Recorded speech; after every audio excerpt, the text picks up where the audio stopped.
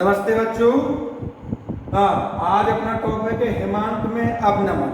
ठीक है, अपन लोगों ने जो अणु संख्या गुण पढ़ी थी, अणु संख्या गुण 4 थी। वास्तव में आपेक्षिक अवनमन, हिमांक में अवनमन, क्वथनांक में उन्नयन, उपरासरण दाब में उन्नयन। तो वास्तव में आपेक्षिक अवनमन अपन लोग पढ़ चुके हैं, उसकी डेरिवेशन वगैरह उसके न्यूमेरिकल पढ़ चुके हैं। तुम लोगों को होमवर्क के लिए भी दिए थे, उनको लगा के देखना, उनके आंसर मैच करना, बताना हमें, तो उनके आंसर हम तुम लोगों को बता देंगे। और जो नहीं आते हैं क्वेश्चन भी बता देना, तो उन क्वेश्चन को हल करके डाल देंगे। ठीक है, अब अपना दूसरा अणु संख्या गुण है हिमांक में अवनमन। तो हमें देखना है हिमांक के बारे में परिभाषा अपन लोग पहले ही पढ़ चुके हैं कि हिमांक वह ताप होता है जिसमें कोई द्रव अवस्था अपनी ठोस अवस्था में बदलती है। कोई द्रव ठोस अवस्था में बदलता है, वो कहलाता है उसका क्या? हिमांक। माने जब द्रव अवस्था और ठोस अवस्था के पास ताप समान हो जाती है तो उसे हम कहते हैं क्या? हिमांक। ठीक है, जमने का हिमांक में अवनमन। अवनमन माने कमी, हिमांक में कमी। अब हिमांक में कमी किसके आ रही? विलयन के हिमांक में कमी आ रही। किस वजह से आ रही कमी? जी आ रही विलय के कणों की संख्या के कारण। इसको हम ऐसा भी समझ सकते हैं कि जैसे मान लो तुमने जल को जमाया पहले, अब जल कितने पर जमेगा? 0 डिग्री सेल्सियस पर। ठीक है, तो ये जल का क्या कहलाएगा? हिमांक। अब अगर इस जल में तुमने थोड़ा सा नमक या शक्कर मिला दी, अब इसको जमाएंगे तो अब ये 0 पर नहीं जमेगा, 0 से ये कम पर जमेगा, क्योंकि जल में जैसे तुमने शक्कर या नमक मिला दी तो अब ये विलयन बन गया। और विलयन के हिमांक में क्या आती है? अवनमन, यानी कमी आती है। तो ये कमी किस कारण से आई? विलय के कणों की संख्या के कारण। एक अणु संख्या गुण कहलाता है। अणु संख्या गुण की परिभाषा यही है कि जो विलय के कणों की संख्या पर निर्भर करता है। तो विलय के कणों की संख्या ने उसके हिमांक में क्या कर दी? कमी कर दी। ठीक है, तो हिमांक में अवनमन क्या है, इसके में परिभाषा आप देखना है। जब किसी शुद्ध विलायक में कोई अवाष्पशील विलेय पदार्थ मिलाया जाता है तो विलयन के हिमांक में कमी आ जाती है। विलयन के हिमांक में जो कमी आती है इसे कहते हैं हिमांक में अवनमन। ठीक है, अब इसके लिए हम डेरिवेशन देखेंगे। माना कि कोई शुद्ध विलायक है, ठीक है, शुद्ध विलायक का हमने हिमांक मान करके चल रहे हम कि T1 डिग्री सेल्सियस है, T1 डिग्री सेल्सियस है। ठीक है, जब इसमें कोई अवाष्पशील विलेय पदार्थ मिलाया जाता है तो बन जाता है ये विलयन। तो विलयन का मान के चल रहे हम क्या? T2 डिग्री सेल्सियस है। ठीक है, अब हिमांक में अवनमन यानी हिमांक में कमी कितने की आई? तो हिमांक में अवनमन को अपन दर्शाते हैं डेल्टा टी एफ। एफ माने फ्रीजिंग पॉइंट, हिमांक के लिए एफ दिया गया, डेल्टा टी एफ बराबर, डेल्टा टी एफ बराबर क्या आएगा? T1 minus T2। शुद्ध विलायक के हिमांक में से वो विलयन का हिमांक घटा देंगे तो हिमांक में अवनमन आ जाएगा। ठीक है, ये यहाँ पर चीज कोई शुद्ध जल का जैसे हमने अभी बताया था 0 डिग्री सेल्सियस है, फिर उसमें शक्कर या नमक थोड़ी मात्रा में मिला दी, फिर उसको जमाया तो हम देख रहे हैं कितने पर जमा, वो यहाँ लिख देंगे। ठीक है, और इसमें से घटा देंगे, जो आएगा वो कहलाएगा हिमांक में कमी, डेल्टा टी एफ से दर्शाते हैं। अब प्रयोगों के द्वारा हमें मालूम होता है कि जो हिमांक में अवनमन है डेल्टा टी एफ है, या स्मॉल एफ या कैपिटल एफ लिख सकते हैं, वो मूललता के समानुपाती होता है। जो विलयन के हिमांक में कमी आई है वो मूललता के समानुपाती होती है। डेल्टा टी एफ समानुपात का निशान हटेगा तो के एफ इंटू एन, जहां पर के एफ कॉन्स्टेंट है, जिसे हम मूलल हिमांक अवनमन स्थिरांक कहते हैं। मूलल हिमांक अवनमन स्थिरांक क्या है? जब 1000 ग्राम विलायक में विलेय का 1 ग्राम मूल घोला जाता है तो विलयन के हिमांक में जो कमी आती है उसे हम मूलल हिमांक अवनमन स्थिरांक यानी केएफ कहते हैं। इसका मान निश्चित होता है, कांस्टेंट है। इसको समीकरण नाम दे दिया हमने पहले। अब मूललता की परिभाषा से हम जानते हैं क्या पहले पढ़ चुकी, डब्ल्यू बी गुणे 1000 बटे एम बी गुणे भी, सॉरी डब्ल्यू बी गुणे 1000 बटे एम बी गुणे डब्ल्यू बी, विलेय का द्रव्यमान गुणे 1000 बटे विलेय का अणुभार गुणे विलायक का द्रव्यमान, क्योंकि मूलतः की परिभाषा क्या है, 1000 या 1 किलोग्राम विलायक में विलेय के मोलों की संख्या क्या कहलाती है, मूलतः स्मॉल एम से दर्शाती है। इस एम के मान को यहाँ लिख दो, तो डेल्टा टी एफ बराबर के एफ जीव का इंटू एम, इस कितने का इसमें गुणा हो जाएगा, तो डब्ल्यू बी गुणे 1000 बटे एम बी गुणे डब्ल्यू, ये एक फॉर्मूला जी बन गया। अगर हम हिमांक में अवनमन और विलेय के आणविक द्रव्यमान में संबंध का सूत्र कहें, तो एम बी को उठा करके यहाँ लिख दो और डेल्टा टी एफ को इधर लिख दो, तो फॉर्मूला क्या बन जाएगा, एम बी बराबर K F into W B into 1000 upon delta T F into W. यह हिमांक में अवनमन और विलेय के आणविक द्रव्यमान में संबंध का फॉर्मूला।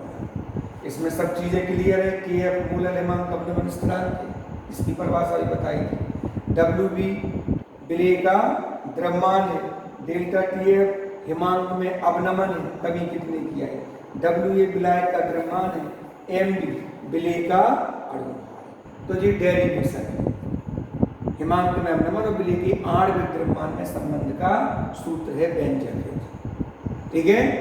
अच्छा, अब बिल्कुल इसी जैसा सेम है क्वथनांक में उन्नयन, ये दूसरा अणु संख्या गुण था और तीसरा अणु संख्या गुण है क्या, क्वथनांक में उन्नयन, क्वथनांक में क्वथनांक में उन्नयन, ये एक तीसरा अणु संख्या गुण है बिल्कुल इसी तरह, इसमें हिमांक था, इसमें क्वथनांक है, ठीक है। इसमें हम जहां पर स्मॉल एफ, ये एफ यूज कर रहे थे हम एफ, यहाँ पर हम यूज करेंगे बी, बॉइलिंग पॉइंट, क्योंकि बॉइलिंग पॉइंट क्वथनांक को कहते हैं। तो क्वथनांक में उन्नयन का क्या अर्थ होगा, क्वथनांक तो जानते हैं, क्वथनांक वह ताप होता है जिस पर कोई द्रव पदार्थ उबलता है, उसका क्वथनांक कहलाता है, ठीक है। तो इस क्वथनांक में उन्नयन, उन्नयन माने वृद्धि, तो क्वथनांक में वृद्धि हो रही, किसके क्वथनांक में वृद्धि हो रही, विलयन की, ठीक है। किस वजह से हो रही, विलेय के कणों की संख्या के कारण, क्योंकि ये एक अणु संख्या गुण है। जैसे मान लो जल है, जल को तुमने उबाला तो जल का क्वथनांक कितना आएगा, 100 डिग्री सेल्सियस, 100 डिग्री सेल्सियस पर उबलता है। लेकिन अगर तुमने उस जल में थोड़ा नमक या शक्कर मिला दी तो अब वो 100 पर नहीं उबलेगा, 100 से अधिक पर उबलेगा। तो जो अधिकता, जो वृद्धि हुई वो कहलाती है क्वथनांक में उन्नयन। जैसे जल का 100 डिग्री सेल्सियस क्वथनांक निश्चित है, मान लो तुमने 10 ग्राम शक्कर मिला दी, अब उसको उबाला तो जल 110 डिग्री सेल्सियस पर उबला मान लो, तो 110 में से 100 घटा दो, कितना आया, 10 डिग्री, 10 डिग्री सेल्सियस का उन्नयन हुआ, वृद्धि हुई, वजह विलेय के कणों की संख्या के कारण, ठीक है। तो क्वथनांक में उन्नयन, तो इसकी परिभाषा भी हम इसी तरह दे सकते हैं, जब किसी शुद्ध विलायक में कोई आवासशील विलेय पदार्थ मिलाया जाता है तो विलयन के क्वथनांक में जो वृद्धि होती है उसे हम कहते हैं क्वथनांक में उन्नयन। दोनों में परिभाषा एक सी है, एक शब्द का अंतर है। जब किसी शुद्ध विलायक में कोई आवासशील विलेय पदार्थ मिलाया जाता है तो विलयन के हिमांक में जो कमी आती है वो कहलाता है हिमांक में अवनमन, और विलयन के क्वथनांक में जो वृद्धि होती है उसे कहते हैं क्वथनांक में उन्नयन। भाषा वैसे मानेगी, माना कि शुद्ध विलायक का क्वथनांक है T1 डिग्री सेल्सियस, जब इसमें कोई आवासशील पदार्थ मिला दिया जाता है तो विलयन का क्वथनांक हो जाता है T2 डिग्री सेल्सियस। तो क्वथनांक में उन्नयन को डेल्टा टी बी, बी माने बॉइलिंग पॉइंट से दर्शाते हैं, वो विलयन की क्वथनांक में से वो शुद्ध विलायक का क्वथनांक घटाओ तो आ जाता है डेल्टा टी। ठीक है, फिर यहां से और यहां तक पूरा ज्यों का त्यों, केवल एक अक्षर का अंतर है एफ। प्रयोगों के द्वारा हमें ज्ञात होता है कि डेल्टा टी समानुपाती है, क्वथनांक में उन्नयन मूलता के समानुपाती होता है। डेल्टा टी बी समानुपात का निशान हटा दो, के इंटू एम, समीकरण 1 जहां के बी क्या है, मोलल क्वथनांक उन्नयन स्थिरांक। जब 1000 ग्राम विलायक में विलेय का 1 ग्राम मूल घोला गया हो तो विलयन के क्वथनांक में जो वृद्धि होती है उसे केबी कहते हैं, इसका मान भी निश्चित होता है। फिर वही मूललता की परिभाषा से m बराबर WB गुणे 1000 बटे MP गुणे WB, ये मान उठा करके m की जगह लिख दो तो डेल्टा TB बराबर KB ज्यों का त्यों into WB into 1000 upon MB into W। एक तो हो गया ये। दूसरा अगर हमें MB के लिए निकालना है तो MB के लिए ये MB उठा कर इधर लिख दो, इसको इधर लिख दो तो या MB बराबर KB इंटू WB इंटू 1000 बटे डेल्टा TB इधर नीचे पहुंच जाएगा तो डेल्टा TB गुणे WB। जी हो गया क्वथनांक में उन्नयन और विलेय के आणविक द्रव्यमान में संबंध का व्यंजक। यस, तो इन दोनों को तुलनात्मक रूप में करोगे तो दोनों एक से हैं। बस इसमें हिमांक क्वथनांक के इस कारण से इसमें क्या करना है, विलायक शुद्ध विलायक में से विलयन का घटाना है मान, और जे चूंकि क्वथनांक है तो विलयन की क्वथनांक में से और विलायक का शुद्ध विलायक का घटाना है। अच्छी तरह इनको समझ लेना, लगा के देख लेना। इन दोनों की न्यूमेरिकल है तो न्यूमेरिकल हमें कैसे मालूम पड़ जाती है, उस न्यूमेरिकल में दिया रहता है, कहीं ना कहीं लिखा रहेगा हिमांक में कमी आती है या क्वथनांक में वृद्धि होती है। तो अगर क्वथनांक शब्द यूज किया गया है तो इस डेरिवेशन का, इस सूत्र का उपयोग करो। हिमांक शब्द का यूज किया गया है तो इसका उपयोग करो। उस सवाल को लगाने की ट्रिक वही है, सवाल को 1-2 बार पढ़ो, उसमें जो जो दिया गया उसको लिखो, जो निकालना है क्वेश्चन मार्क लगाओ, सूत्र लिखो, मान रखो, उसको तरीके से हल करो, फिर उसके आंसर की जांच करो। अगर तुम्हारे गुणा भाग वगैरह सही है तो आंसर तुम्हारा आ जाएगा। ठीक है, तो हर चीज को समझ करके करना है, रट्टा नहीं लगाना है किसी भी चीज का, समझना है कायदे से। जहाँ समझ में नहीं आए वहाँ पर तुम लोग कमेंट्स कर सकते हो या फोन करके पूछ सकते हो, या एक कागज पर अपनी समस्याएं वगैरह लिख कर और उसकी फोटो भेज सकते हो कि सर हमें इस प्रॉब्लम इस टाइप से आ रही है। लेकिन जो बच्चे मेहनत कर रहे हैं वो, ठीक है, और इसको पढ़ सकते हैं, और जहाँ जिसकी समझ में ये सवाल वगैरह नहीं आ रहे तो इस सवाल के लिए उतनी जगह छोड़ते जाना, या फिर अपन लोग सवाल अलग से हल करेंगे तो उसके लिए अलग एक कॉपी बना लेंगे, सेकंड चैप्टर वगैरह के लिए आगे से कॉपी, तो ये थ्योरी वगैरह भी समझते हैं। ठीक है, हाँ देखो जैसे अब ये न्यूमेरिकल है, जब 200 ग्राम जल में 2.76 ग्राम ग्लिसरीन घोली जाती है तो जल का हिमांक 0.279 डिग्री सेल्सियस कम हो जाता है। ठीक है, तो ग्लिसरीन का अणु भार ज्ञात करो। जल के लिए KF का मान इतना दिया गया है, तो हमें इसमें सवाल को 1-2 बार रीडिंग करके हम अच्छी तरह देखेंगे इसमें विलेय विलायक वगैरह क्या है। जब 200 ग्राम जल में, ये लिखा है 200 ग्राम जल में 2.76 ग्राम ग्लिसरीन घोली जाती है, स्पष्ट लिखा है ग्लिसरीन विलेय है और जल विलायक है, इसकी मात्रा अधिक है, इसकी मात्रा कम है। तो जल का द्रव्यमान यानी WA बराबर हमें दिया है 200 ग्राम, फिर 2.76 WB विलेय का द्रव्यमान 2.76 ग्राम, जल का हिमांक 0.279 डिग्री सेल्सियस कम हो जाता है।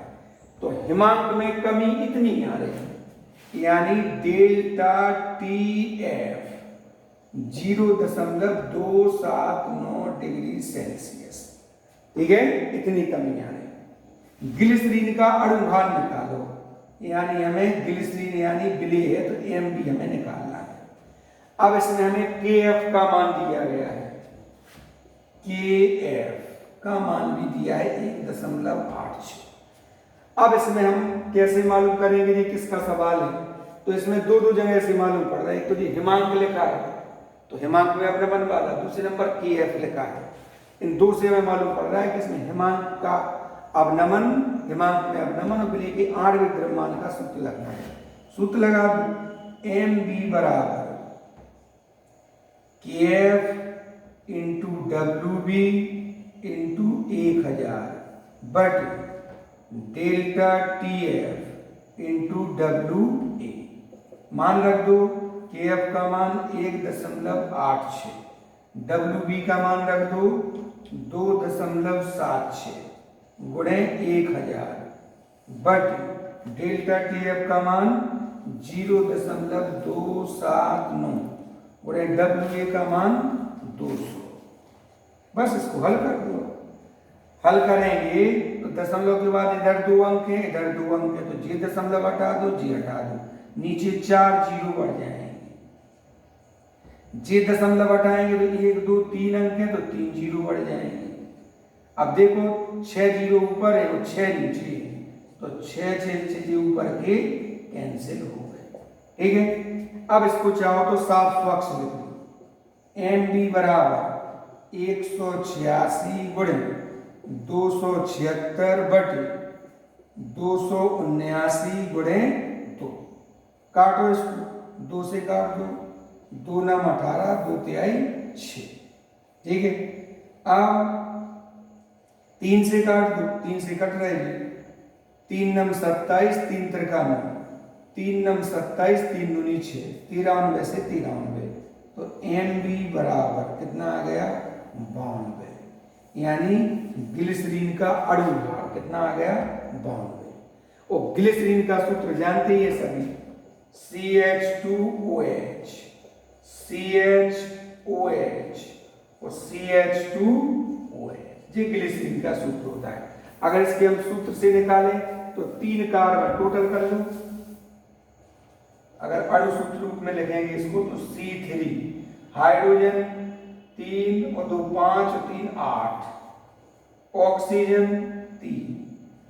अब करो, कार्बन का होता है 12 गुणे 3, हाइड्रोजन का 1 गुणे 8, ऑक्सीजन का 16 गुणे 3, 12 3 36 प्लस 8 प्लस 48, जोड़ दो 8 8 16, 16 और 6 कितने हो गए, 16 और 6 22 की 2 हासिल की 2, तो 4 2 6 और 3 9, 92।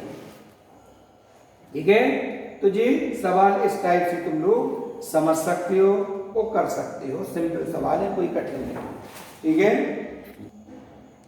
हाँ देखो कि एक सेकंड सवाल है, एक सुक्रोज माने शक्कर C12H2211 के विलयन में 68.4 ग्राम सुक्रोज 1000 ग्राम जल में विलेय है, तो उस विलयन का क्वथनांक ज्ञात करो।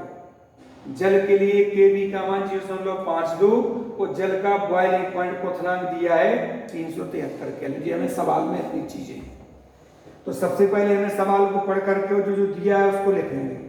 एक सुक्रोज के विलयन में 68.4 ग्राम सुक्रोज विलेय है और जल विलायक है 1000 ग्राम जल में विलेय है, विलेय माने घुला है। तो इसमें हमें WB का मान 68.4 ग्राम, WA का मान 1000 ग्राम ये दिया है, जल इसमें विलायक है। तो विलयन का क्वथनांक निकालना है। तो विलयन का क्वथनांक तब निकलेगा जब हमें डेल्टा टी विलयन के क्वथनांक में क्या वृद्धि हुई, क्वथनांक में वृद्धि क्या हुई पहले वो निकालना पड़ेगा। फिर हम जो डेरिवेशन हमने सूत्र यूज किया था उसको हम लेंगे। Kb का मान दिया है, Kb का मान 0.52 अब समझ जाओ इसमें एम बी चाहिए, एम बी माने विलेय का अणु भार। तो विलेय इसमें क्या है, सुक्रोज यानी शक्कर। तो शक्कर का अणु भार 342 और डेल्टा टीबी हमें निकालना है। और जब डेल्टा टीबी आ जाएगा तो फिर हम विलेय का क्वथनांक निकाल सकते हैं। तो इसमें मालूम पड़ रहा है हमें, एक तो क्वथनांक शब्द दिया है और के भी दिया है कि जी क्वथनांक में उन्नयन वाला सवाल है। तो इसमें हम डेल्टा टीबी वाला सूत्र लगाएंगे। डेल्टा टीबी बराबर K B into W B into 1000 upon M B into W A. मान रख दो के बी का मान कितना है 0.5, डब्ल्यू बी का मान है 68.4 गुणे 1000 बट एम बी का मान है 342 गुणे डब्ल्यू ए का मान है 1000। इसको हल कर दो। हल करने के लिए हम देख रहे हैं कि 1000 से 1000 काट दो, ठीक। दशमलव के बाद एक अंक जी है, 2 अंक है जी और एक अंक जी है, तो नीचे 3 जीरो आ जाएंगे, तो 1000 नीचे। अब इसको साफ स्वच्छ लिख दो। डेल्टा टीबी बराबर 52 गुणे 684 बट 342 गुणे 1000। 342 से काटेंगे 684 तो 2 बार कटेंगे। डेल्टा टीबी बराबर 52 का 2 में गुणा करो 104 आएगा, बटे में 1000 है, 1000 का भाग देंगे तो 0.3 अंक आगे आ जाएगा। तो डेल्टा टीबी आ गया 0.104, इतने केल्विन। जी आ गया क्या, विलयन की क्वथनांक में उन्नयन। और हमें निकालना है क्या, विलयन का क्वथनांक। तो अपन लोगों ने जो शुरू में एक सूत्र पढ़ा था, क्या पढ़ा था, डेल्टा टीबी बराबर विलयन का क्वथनांक यानी T2, या हिंदी में लिख लो विलयन का क्वथनांक Bp माइनस शुद्ध विलायक, जो शुद्ध विलायक का Bp। जब वो हमने समझाया था कि 110 में से 100 घटा दो, शुद्ध विलायक जैसे जल का 100 है, उसमें हमने शक्कर या नमक डाल दिए तो मान लो 110 पे उबलेगा, तो 110 में 100 घटाओ तो 10, उसी टाइप वही है जिसमें। इसमें मान रखो, इसमें मान क्या, डेल्टा टी का मान आ गया 0.104, विलयन का बीपी हमें निकालना है, माइनस शुद्ध विलायक का बीपी, जल का बीपी हमें 373 दिया है, ये माइनस का इस तरफ ले आओ तो 373 प्लस 0.104 बराबर कोई विलयन का उतना जोड़ दो, तो विलयन का क्वथनांक आ जाएगा 373.104 केल्विन। इस तरह से जी सवालों को तुम लोग वीडियो में देख करके, फिर कॉपी में पढ़ करके, दबा करके इनको सॉल्व करने की कोशिश अवश्य करना, ठीक है। लगाते जाना, साथ में बताते जाना। कम स्टूडेंट्स थोड़ी वीडियो को देखते हैं। हमने कहा था कि सुबह से तुम लोगों को जैसे ही तुम लोग मोबाइल खोलोगे तुम्हें केमिस्ट्री की वीडियो नोट्स मिलेंगे, तो सबसे पहले उठ करके तुम्हें केमिस्ट्री का होमवर्क पूरा करना है, केमिस्ट्री पढ़ना है। कम वीडियो अगर स्टूडेंट्स देख रहे हैं तो थोड़ा इंटरेस्ट कम होता जाएगा, तो कम हो जाएगा तो फिर वीडियो वगैरह फिर नहीं डालेंगे, ठीक है। तो अधिक से अधिक स्टूडेंट्स देखो, थोड़ा थोड़ा सॉल्व करो, जहाँ समझ में नहीं आ रहा है वहाँ पर पूछते जाओ, फोन करते जाओ, कमेंट्स लिखते जाओ, चैनल को सब्सक्राइब करो, लाइक करो, और अपने तुम्हारे जो अन्य जगह और कहीं पर गांव वगैरह में अन्य जगह दोस्त वगैरह हैं उन सबको भी बता दो, सबका भला हो। इसका किसी में कुछ पैसा वगैरह कुछ नहीं लगना है, ठीक है। अभी पढ़ते जाओ, तो अधिक से अधिक जब उसका वो होगा तो थोड़ा उसमें इंटरेस्ट बढ़ता है, ठीक है। तो जी इस तरह से जी हो गया। अब अगला टॉपिक अपना शुरू होगा पराशरण, ठीक है। पराशरण को अपन लोग शुरू करेंगे, तो अपना लिखते जाना, याद करते जाना, दोहराते जाना, ध्यान रखना, समझते जाना। जिनके पास भी बुक वगैरह आ गई हैं या पुरानी मिल गई हैं तो वे थोड़ा बुक में टॉपिक पढ़ लिया करो पहले, फिर इसके बाद ये वीडियो देख लिया करो, फिर लिख लिया करो। वीडियो कहीं समझ में नहीं आया तो वीडियो को दोबारा देख लिया करो, जो चीज़ पूछ रहे हैं वहाँ पर लिख लिया करो।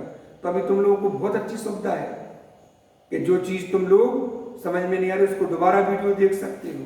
ठीक है, ओके।